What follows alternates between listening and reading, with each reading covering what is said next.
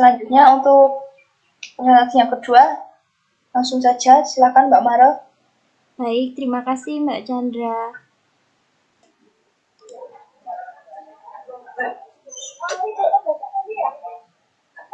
Terima kasih atas kesempatannya. Saya Maria Fajarianti akan mempresentasikan panduan observasi profiling karakteristik peserta didik di SD Negeri 1 Sumberagung. Langsung saja nih teman-teman.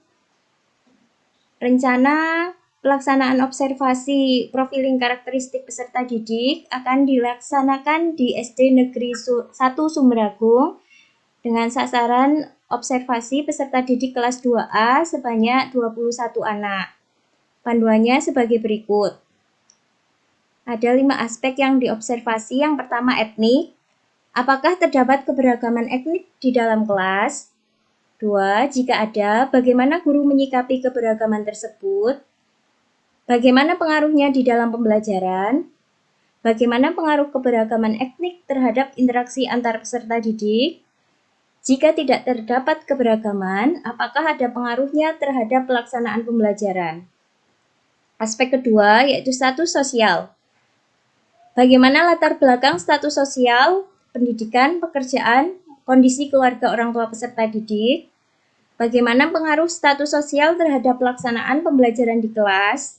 Apakah status sosial menjadi pengaruh bagi peserta didik dalam berinteraksi dengan sesama teman dan guru kelas?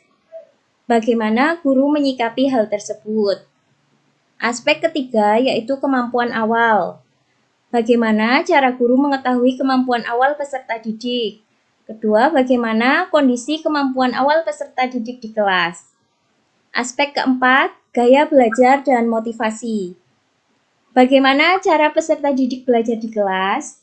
Apakah peserta didik selalu bersemangat dalam kegiatan pembelajaran di kelas? Berapa jumlah peserta didik yang memiliki gaya belajar visual, auditori, kinestetik? Dan aspek yang kelima, yaitu perkembangan motorik. Bagaimana cara guru mengetahui perkembangan motorik kasar dan motorik halus pada peserta didik? Bagaimana pengelompokannya? Dan terakhir, bagaimana penerapannya di dalam pembelajaran? Sekian presentasi dari saya. Apabila ada masukan dan pertanyaan, dipersilahkan. Ya, saya mau bertanya sedikit Mbak Mara. Baik, Mbak Cisa. Sebelumnya, untuk lembar observasinya sudah bagus ya, sudah baik, sudah lengkap. Tapi nanti untuk bagian etnik bisa ditambah dengan kultural ya Mbak, sama seperti kisi-kisi pedoman observasi di mata kuliah ini. Lalu untuk pertanyaannya, untuk observasinya itu di kelas apa? Dan mengapa mengambil kelas tersebut? Terima kasih. Ya, terima kasih Mbak Cisa atas masukannya. Ini akan kami perbaiki. Kemudian, saya memilih kelas 2A sebagai sasaran observasi karena memang di tim kami ada pembagian kelas untuk pelaksanaan observasi. Selain itu, kelas 2 ini kebetulan gurunya merupakan guru senior dan hampir purna tugas. Jadi harapannya hasil observasi ini bisa membantu beliau dalam memahami karakteristik peserta didik di kelas 2A.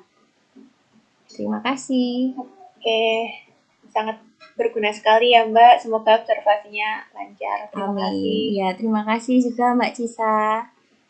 Cukup ya teman-teman? Atau ada tambahan? Sepertinya sudah cukup, Mbak. Iya, baik, selanjutnya presentasi akan dilanjutkan oleh Mbak Nuri Rohmawati. Dipersilahkan.